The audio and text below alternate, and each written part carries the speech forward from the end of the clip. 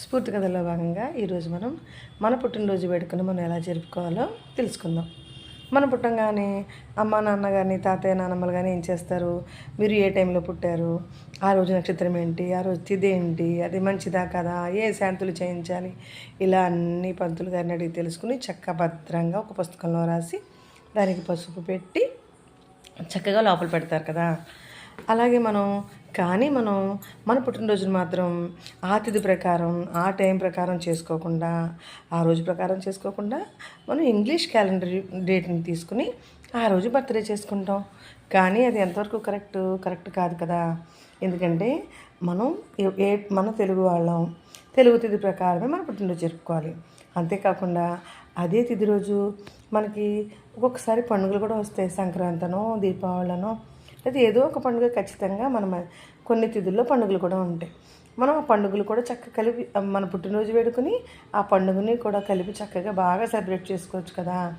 అలాగే మన మన తిథి ప్రకారం మన పుట్టినరోజు వేడుక ఎలా చేసుకోవాలి, చక్కగా రోజు మనకు ఒక 20 ఏళ్ళు అనుకోండి, 20 సంవత్సరాలకు గుర్తుగా ఫస్ట్ మన భగవంతుడు మన దేవుడిని చక్కగా అలంకరించుకుని భగవంతుడికి కొంచెం స్వీట్ నైవేద్యంగా చేసుకుని దీపాలు వెలిగించుకుని దేవుడి మందిరంలో భగవంతుని ఆరాధన చేసుకుని అప్పుడు మనకి ఎన్ని సంవత్సరాలు పూర్తయ్యాయి అన్ని సంవత్సరాల గుర్తుగా అన్ని దీపాలను 20 సంవత్సరాలు అయితే 20 దీపాలని మనం చక్కగా పెట్టుకోవాలి. ఆ దీపాలను చక్కగా మంచి షేప్లో అలంకరించుకొని అక్కడ దానికి పసుపు కుంకుమ పెట్టి చక్కగా తమలపాకు వేసి ఆకు మీద చక్కగా మన దీపాలను అలంకరించుకోవాలి.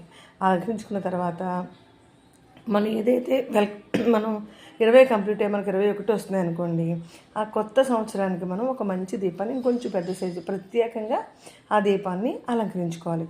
చక్కగా బియ్యం పోసి దాని మీద ఈ దీపాన్ని పెట్టుకుని చుట్టూ పువ్వులతో అలంకరించుకొని అలాగా ఆ దీపాన్ని రెడీ చేసుకోవాలి.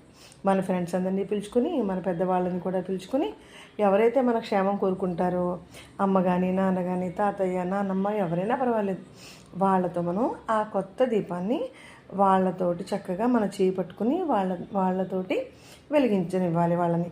అప్పుడు మన జీవితం చాలా ప్రజ్వలమానంగా శోభాయమానంగా చాలా బాగా మన జీవితం ముందుకెళ్తుంది.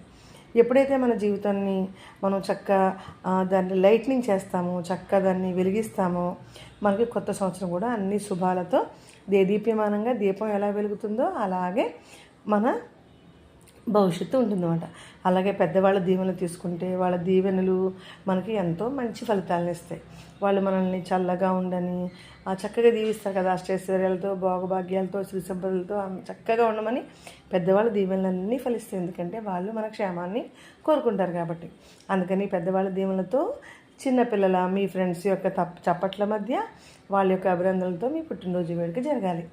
అలా కాకుండా అలాగే మనం 20 సంవత్సరాలు చక్కగా ఆరోగ్యంగా సంతోషంగా ఎదిగాం కదా, ఆ 20 దీపాలకు కూడా చక్కగా దండం పెట్టుకుని కృతజ్ఞతలు తెలుపుకోవాలి. ఎందుకంటే 20 సంవత్సరాలు ఇంత లాభంగా ఇంత సంతోషంగా జీవితాన్ని ఇచ్చినందుకు, అలాగే వచ్చే సంవత్సరం కూడా అలాగే హాయిగా గడిచేలాగా ఆశీర్వదించమని ఆ దీపాలకి మనం నమస్కరించుకోవాలి.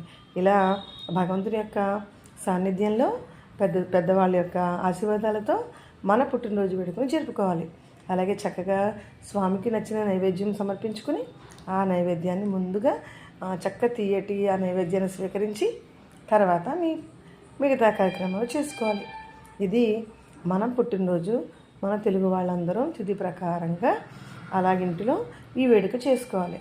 అలా కాకుండా సంధ్య వేళ అందరినీ పిలిచి కేకు ఎగ్గుతో వాటితో చేసినవన్నిటిని, అంటే ఎగ్గని కాదు ఒక కేకుని తీసుకురావడం, దాని మీద ఎన్ని సంవత్సరాలు అయితే 20 సంవత్సరాలు అంటే 21 సంవత్సరం వస్తుంది కాబట్టి 21 అక్కడ కొవ్వొత్తులు పెట్టుకోవడం, దాన్ని వెలిగించడం, దాన్ని నోటితో ఆర్పేయడం. అంటే మనం 21 సంవత్సరాలకు అడుగుపెట్టిన సందర్భంలో మన దీపాన్ని ఆర్పడం అంటే ఏంటి, మన జీవితాన్ని చీకటి చేసుకోవడం. మనం చీకటి చేసుకోకూడదు కదా, మన జీవితాన్ని మనం ప్రజ్వలింప చేసుకోవాలి, చీకటిమయం చేసుకోకూడదు. మనం సింబాలిక్గా ఏం చెప్తున్నాము, 21 సంవత్సరము నా జీవితంలో 21 సంవత్సరం ఆరిపోవుగాక అని మనం ఆర్పుకుంటున్నాం కదా. సో ఈ తప్పు మనం ఎప్పుడూ చేయకూడదు. మన జీవితాన్ని మనం ప్రజ్వలింప చేసుకోవాలి, చీకటిమయం చేసుకోకూడదు. అందుకే పిల్లలు మరి ఈ వీడియో చూశారు కదా, ఈరోజు నుంచి మీ ఇంట్లో మీ పుట్టినరోజు వేడుకని మీ పెద్దవాళ్ళని ఇలాగే చేయమనండి.